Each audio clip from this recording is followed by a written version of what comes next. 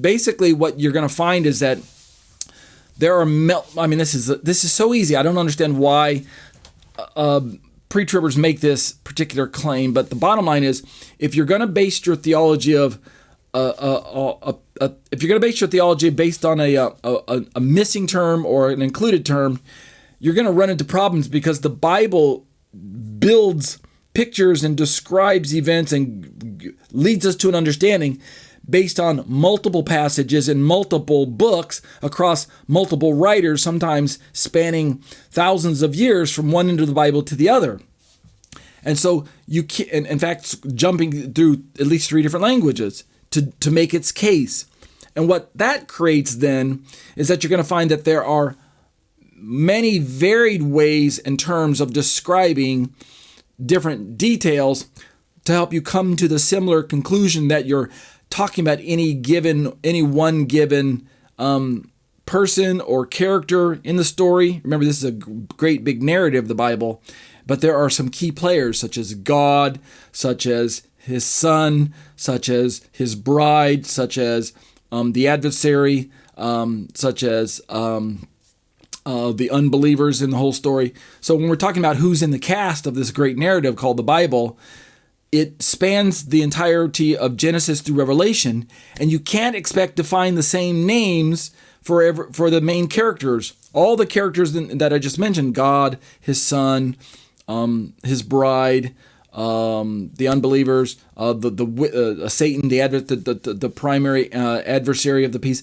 All of the main players are described in using different names, different labels, different things like that. So it's no different when we get to the book of Revelation. We can't just say, oh, just because one of those labels is missing, then that means that major character must be missing from this part of the story. This is such a weak way of interpreting the Bible. It's almost embarrassing. I'm embarrassed for the pre-tribbers who hold this position. And come on, guys. In fact, to make my case even more embarrassing, I'll close with this. Try this sometime. Pull up your concordance and see how many times the word church is used in the New Testament itself.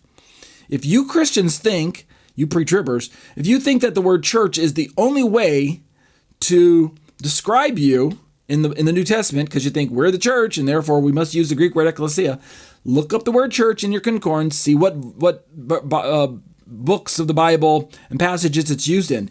You're going to be shocked to find the sheer number of books of the Bible in the New Testament that don't use the word church. And yet you're confident that those books are written to you as a Christian. Yeah. So I'll do maybe that a different day. Okay, let's keep going. Paragraph number 4. Here's the claim. Pre-tribulationism maintains a distinction between Israel and the church. The 70th week of Daniel is for Israel, not the church. Okay, this is a big one that I'm going to touch on now, but then in one of my responses later on, it'll be developed a little bit more, I believe. But this is a claim made by pre-tribbers that kind of builds on their hermeneutic principle known as dispensationalism. And so in order for the rapture to rescue Christians out of the 70th week, it's necessary to realize that from a pre-trib perspective, the 70th week is for Israel. And because the church and Israel are two separate groups with no overlapping, which this is their perspective, not mine, then it's necessary to remove the church from the 70th week. All right, here's my response. Prewrath agrees that Israel has a distinct role in end times prophecy, but the Great Tribulation will affect both Israel and the church. Meaning, I believe the church goes into the tribulation. This is a pre-wrath perspective. Pre-tribbers say no, pre-wrathers say yes. The church will not be exempt from the Antichrist persecution, I say. Daniel 7:21, Revelation 13:7. Though God's final wrath will be directed primarily at the nations and those who reject him. Something I highlighted several months ago, and Brother Aaron Eggman, who is also a pre-wrather, brought this out beautifully in a very easy to understand manner. The idea that when we're looking at end time scenarios and we talk about things like tribulation and wrath, it becomes necessary, and we'll talk again, this is something I'm going to keep developing, so it's not something that I expect you to get in one shot, You're going to hear me say it over and over again. But the idea that when we simply, let's go back to my chart, when we simply label the entire 70th week of Daniel as either God's wrath or the 7-year tribulation period, like both the pre-tribbers and the post-tribbers do, right? You see, they both have similar depictions of the 70th week of Daniel. I call it the 70th week of Daniel, but many of them will call it the 7-year tribulation. What they unwittingly do is they kind of conflate the tribulation part with the Great Tribulation. See what I mean? They conflate tribulation with God's wrath. And so even though there are two parts, tribulation, Great Tribulation, the whole point is that all of it's God's wrath. So I'm kind of circling all these weird things on my screen. All of God's wrath is the bad stuff. And when the pre-tribbers and the post-tribbers do that to the 70th week of Daniel, they don't then allow for a necessary distinction, and I believe it's built into the Bible theologically as well as within the narrative. If you know how to look for it, you can see it. But it's necessary to see, and there are verses that say this, not even in a hinted at way, but I believe explicitly. It's necessary to see that the Great Tribulation is by design the wrath of wickedness against God's people, and yet God's wrath by design is the punishment of God against wickedness. Let me say it a different way. The Great Tribulation is Satan persecuting God's people, and God's wrath is God punishing Satan's people. God turns the tables on evil and takes that power away from Satan, wrests it away from him in a major way.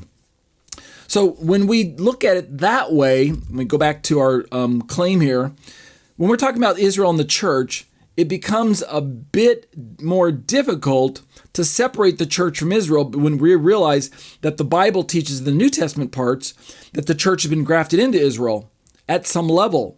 And therefore, our respective destinies, so to say, our respective fates. I don't believe in destiny and fate and things like that, but I believe in God's design, God's leading, God's plans and purposes. God's in control. There's no such kind of what we call kind of esoterical, abstract destiny or fate that's controlling the events on planet Earth. God's the one in control.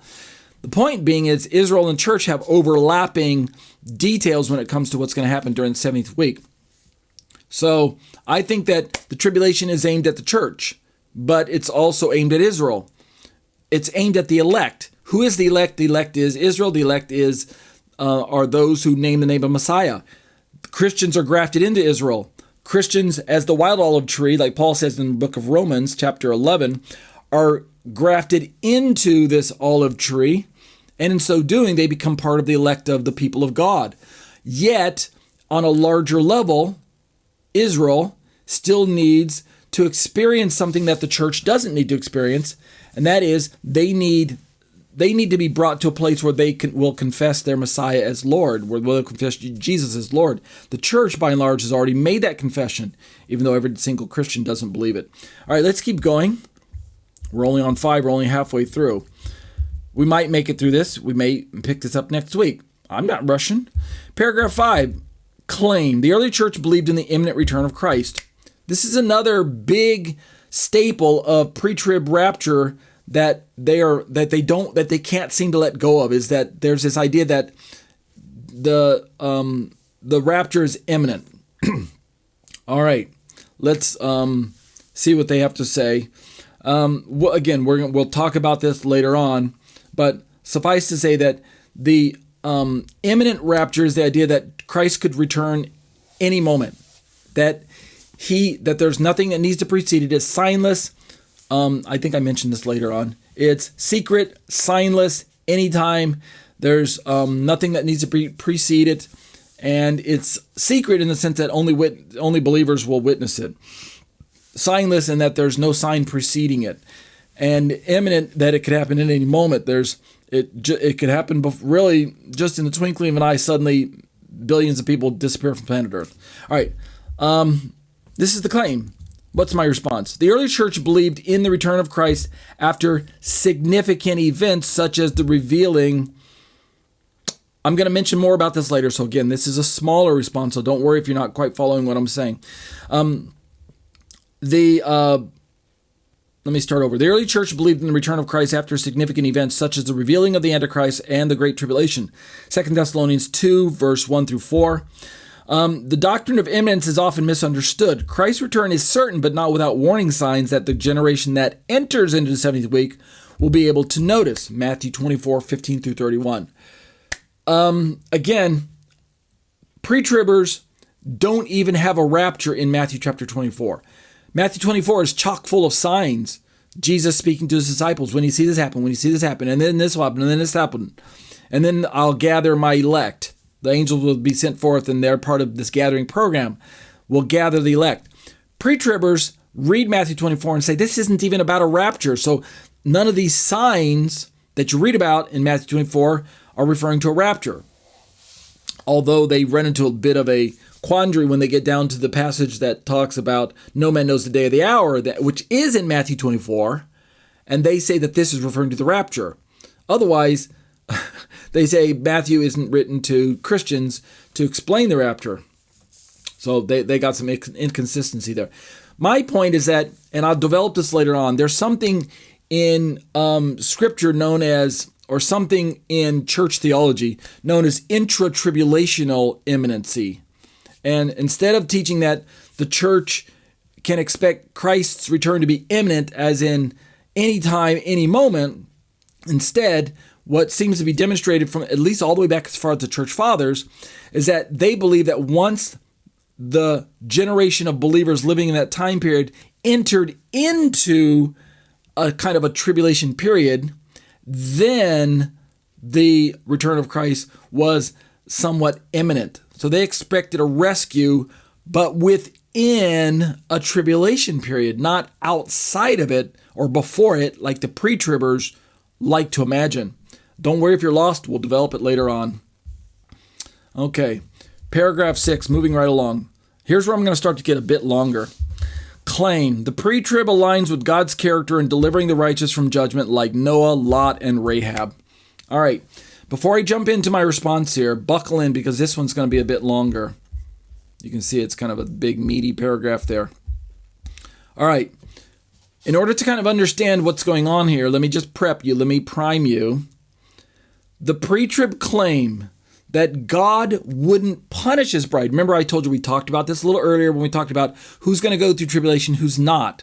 The entire premise of the name of the position known as pre-trib, it's in their name, pre-tribulation. But notice the assumption in their argument is that the word tribulation includes wrath. So let me go back to the charts and you can see this. In their assumption, in their name, pre-tribulation rapture, the word tribulation includes wrath. But if you follow that theology, that God is not going to pour out his wrath against his bride, and that we need a pre-trib rapture to spare his bride from experiencing his wrath, well then the pre-wrath position captures and maintains, and I think better explains the same theology, because we have in our name pre in front of something bad, wrath. Just like the pre-tribbers have, they have pre in front of something bad, tribulation. But what we do this time is we don't call that 70th week of Daniel tribulation or wrath. We instead notice that there is a great tribulation. But instead of saying that it's pre-Great Tribulation rapture, notice that's not what we pre-wrathers call ourselves. We're not called pre-Great Tribulationers. What we are instead is pre-Day of the Lord, God's wrath. That's what we say. And in this way, we maintain that there's a rapture that rescues us. I'm circling it right now. That rescues us prior to the bad stuff happening. And so it's the same theology that the pre-tribbers are teaching, a rescue before the bad stuff happens. That's what we're teaching. That's what they're teaching. However, we believe that our perspective is a bit more scripturally accurate because it allows for the church to also be described in other passages as having to experience and actually go through a measure of bad stuff. I keep using the word bad stuff because in this way I'm kind of neutralizing the term tribulation and wrath for a brief moment by just calling it bad stuff and kind of giving the overarching zoom out view of rescue before bad stuff happens. And that's really what the pre-wrath teaches. Again, we have a rapture prior to the bad stuff known as God's wrath being poured out. And so in principle, we have the same thing going on in the pre-trib. We have God's wrath here, but we have the rapture at before God's wrath is poured out. So you can see why I have some agreement with the general overall arching principle of the pre-trib and why I disagree so much with the overarching principle of the post-trib, because it's in their name, post-trib or post-bad stuff. They may as well call themselves post-wrath.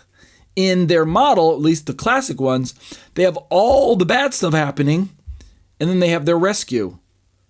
And so for them, they just see that God doesn't rescue us, so there's no need to add any pre in their name. They don't like that pre aspect. They're like, nope, we gotta suffer through everything. And again, I think there's good warrant to say that the Bible teaches a rescue before something bad. The bad. Now I can define the bad. The bad here must be defined scripturally as God's punishment. And in that way, the theological principle, which actually starts all the way back in the Old Testament, is that God doesn't punish his bride with wrath in the same way that he punishes his enemies. It's because there is a relationship difference between his people, in God's view. There's a relationship difference between his people and the people of the world. And this is clearly demonstrated all the way back since when God started recognizing people on the earth that were his. I mean, going all the way back even prior before there was an Israel, God demonstrated to Noah, you're on my team, Noah, you're on my team. You're one of mine. You're one of my boys. And I'm going to demonstrate it by rescuing you from the bad stuff, right? So with that kind of primer, we can start to look at my answer because I'm going to be talking about Noah and Lot, those who are on God's team. So that's the principle I think that the pre-tribbers maintain best, as well as we pre-authors, that the post-tribbers seem to kind of not quite understand, is that God doesn't need to punish those who are on his team. For all the good that post-trib teaches, and I'm being harsh to you on purpose because I love you and I want to kind of shake you loose from this bad theology. It's not necessary to presuppose that, or imagine, or hypothesize, or postulate that God can protect us from his wrath. He can protect us through it, not from us, through it. He can protect us in the midst of it, right? He can do his Goshen principle magic, wave his magic wand, and shelter us in place while hell rains down on God's enemies all around us. I'm like, yeah, God could do that, but the big operative word here is could. We don't need to have that happen because we have pictures over and over again in parts of the Bible where God rescues his people from his punishment. And it goes all the way back to Noah, even before there was an Israel. And I know what some people are going to say. He didn't rescue Noah from the floods. He actually protected Noah in the midst of it. Okay, we can talk about that. Let's go through that. I know I'm anticipating the pushback already because I hear that all the time. Let's look at my response. This response is going to require a bit more nuancing, quote unquote, based on the complexity of the parties and concepts under examination. Prewrath agrees that God protects his people from wrath, right? Notice the claim is that God can protect his people, God's character of delivering the righteous. So I go on to say that we agree that God protects his people from wrath, but asserts that protection does not always mean removal. I'm kind of tipping my hand and my answer towards the pre-tribbers, but at the same time, I'm trying to scoop up some of you post-tribbers at the same time who are so big of trying to imagine that God's going to protect us in the midst of wrath being poured out. And you're like, okay, let's keep going. Pre-wrath maintains a critical distinction between the deleterious judgment of Satan, i.e. Satan/Antichrist, i.e. the wrath of evil that is poured out on Christians, Jews. Sorry, my screen is jumping. Let's try that one again. Let me start over. Pre-wrath maintains a critical distinction between the deleterious judgment of Satan/Antichrist, i.e. the wrath of evil that is poured out on Christian Jews and everyone else who resists Satan's end-time agenda, viz. The Great Tribulation. So we have a distinction between that kind of wrath and the righteous judgment of God against wickedness in all of its forms. This is something that I think the Bible does give us a proper picture of, and it's not just found in one passage or one verse. It's found in multiple passages and multiple books. This idea that there's wickedness in the world against righteous people. So it feels like punishment against us. It feels like we're being punished by wicked people. And it's very unfair. It's in and of itself, it's heinous, right? It's not right. It's why righteous people cry out, "Oh God, when are you going to avenge? When are you going to judge wickedness? When are you going to put an end to allowing evil to run rampant and have its way and seemingly not be punished?" In other words, it commits acts with no impunity, with no sense of guilt on their conscience of harming righteous people. Wickedness has always persecuted righteousness in the earth. One day God is going to punish wickedness. He's going to put an end to it. He's going to punish those bad actors, those evil men who participate in these wicked acts of committing crimes against righteous people. God says, I'll put an end to all that. And the way I'm going to do it is because I'm a righteous God, I'm going to punish them for all the wicked things that they did against you righteous people. So don't worry. Just be patient. A time is coming when I will judge them for the bad things that they've done, for the crimes that they committed against me, God talking. They committed crimes against me, and they committed crimes against my righteous people. They persecuted you. They can't really persecute me because I'm out of their reach. I'm transcended. They can't touch me, but they can touch you. They can see you. They can persecute you. They can take your life, and that's what's going to happen during the Great Tribulation. Satan has been given time by God to punish, and God's going to allow it. He's going to overthrow the righteous. He's going to overcome us. He's going to wear out the saints, like Daniel talks about. So it's within that context that we pre-wrathers see in Noah and Lot exceptional examples of righteous individuals experiencing the rescue of the Lord based on his mercy. However, there could be some nuancing of perspectives in the case of Noah. Allow me to elaborate. Again, what I'm about to show you is that the pre-tribbers can point to Noah as a type and shadow of the church being rescued prior to tribulation. The post-tribbers can point to Noah as a type and shadow of a believer being protected inside the ark while the bad stuff happens all around Noah, right? The floodwaters lifted the ark, but the rains hit the ark. Noah wasn't actually raptured out of the earth and taken to a different planet or a different dimension like heaven, like what would happen during a rapture. So the post-tribbers and the pre-tribbers and the post-tribbers both point to Noah sometimes. The pre-wrathers also use Noah. So here I'm trying to give all three of us a way to use this great man Noah and see what can be learned from his experience. So allow me to elaborate. In a very real sense, Noah was preserved through the flood, right? Just like the post-tribbers are going to point out. They're going to hey, he wasn't raptured. He was protected in the midst of some really bad stuff happening all around him. So he was preserved through the flood, and yet in a very real sense, he was removed from the sphere of danger, viz. One could say he was raptured. So I can see Noah being used in both ways. So I'm aware of that. However, let me transition a little bit and the point of the transition is because, and I don't think I mentioned it in my answer here, but when we get to Matthew chapter 24, we have our Lord Yeshua using Noah and Lot, and I believe that he's using them for the purpose of showing a rapture sequence, not in other words, a pre-trib, not a pre-trib, a pre-bad stuff happening rapture. Bad stuff here being defined as God's wrath, but it's a rescue prior to the bad stuff being happened, rather than a preservation through the bad stuff. And I think that's what Yeshua is getting at. But in the case of Lot, however, I think everyone would have to agree that it would not be accurate to describe him in terms of being protected while in the midst of judgment. I don't think that the post-tribbers can have Lot in their little bag of examples, like they say preservation through the midst of some bad stuff. The pre-tribbers are going to say Lot is a good example of a rapture prior to tribulation. We pre-raptors are going to say Lot is a good example of a rapture prior to the judgment being poured out on wickedness.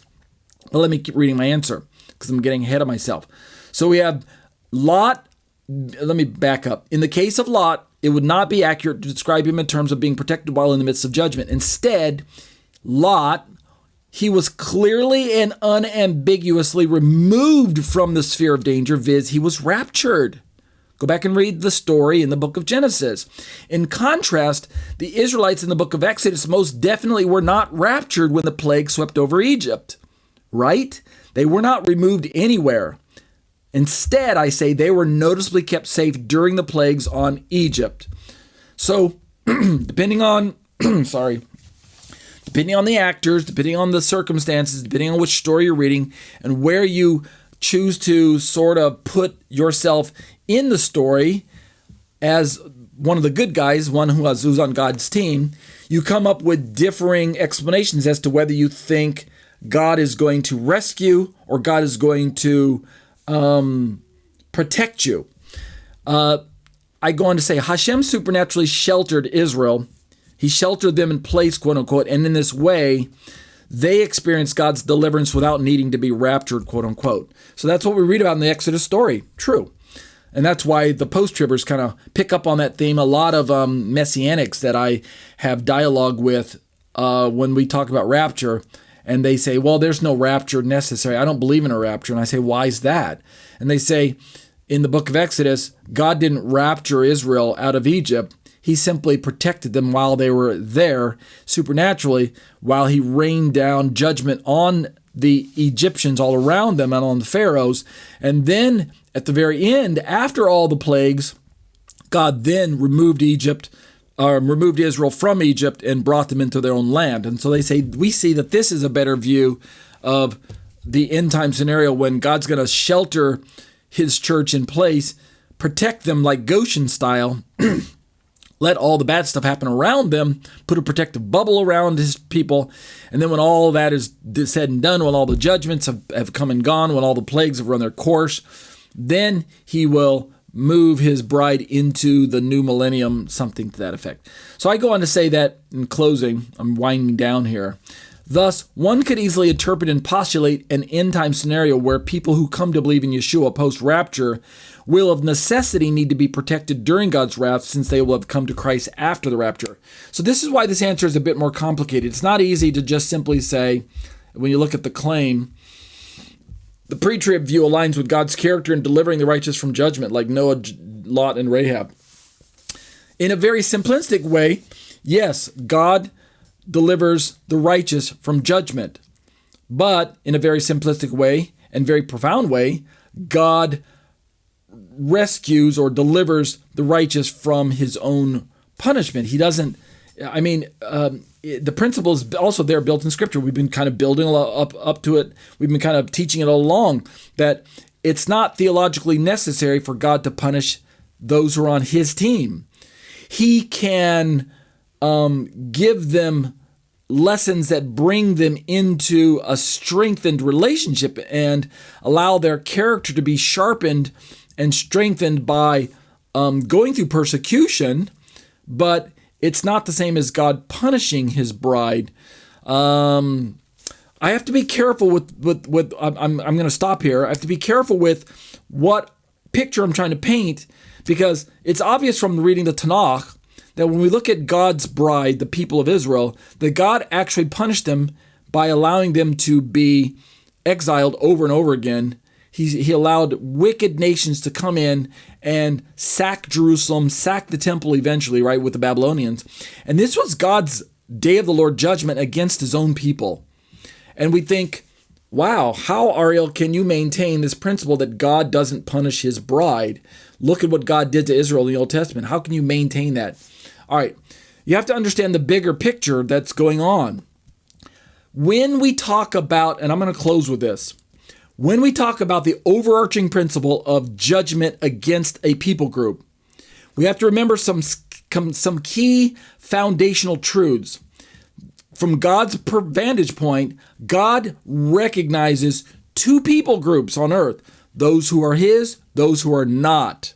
When we say those who are his, we're talking about those who have eyes opened by faith and have made the decision that they're going to follow God in whatever manner of revelation that refers to. But ultimately, we're talking about God recognizing people that he has promised that he will take as his own. And so when God makes these promises to Israel as a corporate people, Israel becomes the paradigm of what an individual believer goes through when he also, when a Christian places their faith in Jesus. He joins God's family. That's what God was portraying in the time period of the talk with Israel. Israel, you are my family. You are my bride. You are my son. These kind of themes that are a bit confusing if you overlap them. Right? Did God marry his own son? I mean, that's just gross. That's perverse. So don't get those pictures confused. Yes, Israel is God's firstborn son, but Israel is also God's bride. Okay, so you can't mix and match the views. You have to just know that there's two different pictures that are used in different locations. But the point being is that they're God's people. They're God's own. And so in the bigger picture, Israel has this responsibility of playing the part where they are God's people. At the same time, on an individual basis, not everyone within Israel is on God's team. In other words, there's a good number of people in Israel that are wicked. They're just going through the motions, and God can see to the heart. So God allows Israel to go into punishment time and time again, allowing Israel's enemies to come in and cart them off into exile for the express purpose of doing what? God separating the genuine from the false. God allowing his people to be to be sifted, so that they can understand in the end that only genuine faith in God is going to allow them to survive. And so that's why along with the principle of God gathering a people to himself, such as Israel, and then at the same time, God sending them off into punishment, there's another principle that we sometimes fail to take into account, and it's the principle known as remnant. There's always a remnant of God's people that even within the judgment, God preserves the remnant based on the fact that God is recognizing the remnant as having genuine faith. And then the separation takes place where those who are not remnant, which is always the majority, are those who are proven to be those with a false relationship to God. It's a relationship in name only. And so that begins to answer the question as to why God allows wrath and punishment to be inflicted on his own people, sometimes at his own hand. You're like, why would God punish? So don't confuse the big player principles going on. God allows bad things happen to his people because he needs to separate those who are really his from those who are not his, even if from the outside view or from the world's perspective, it looks like all of them are his. Well, the same thing is true for those who who call themselves Christian. Everyone who calls himself a Christian in the world today is not a Christian. So it's not that God's going to rapture the entire lot of people who call themselves Christian one day. Just calling yourself a Christian doesn't mean you're going to go through a rapture. The bigger principle is, do you have a real relationship with God? And so God allows tribulation to happen to Christians so that we can understand, are we really his bride? Can it be demonstrated by our genuine faith in him that we'd rather lose our life than deny him as our Lord? So God will allow his people to go through tribulation. But he doesn't, by principle, need to punish us for our rejection of him, because when we look at the church versus Israel, by and large, the bigger picture is that Israel as a corporate people have rejected Messiah, but the church as a corporate people has accepted Messiah. The general picture is being demonstrated, even if not every single Israelite rejected God, just like not every single church member has accepted God. Those truths are also present. And so it's a bit complicated. It's a bit more detailed than just oversimplifying this idea that God wouldn't punish his bride, or God is going to rescue everyone who says they're a Christian. Those are oversimplifications that do not square with the biblical narrative. So we're going to keep developing this. We stopped at paragraph 6. We'll pick this up next week with paragraph 7. But that'll do it for eschatology, a biblical study of end time events.